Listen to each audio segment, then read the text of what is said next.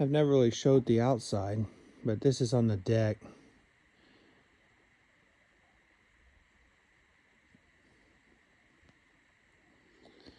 Yeah, we still have to stain these logs.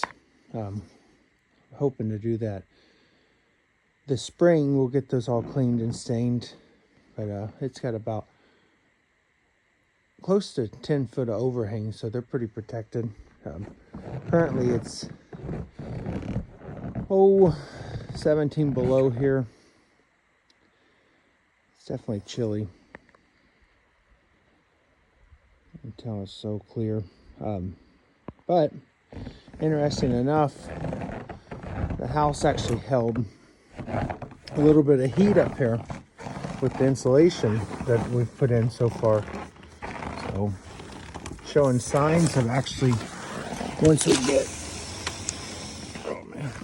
get the rest of the roof done, I think it's actually going to do decent, because it's 15, 16 below.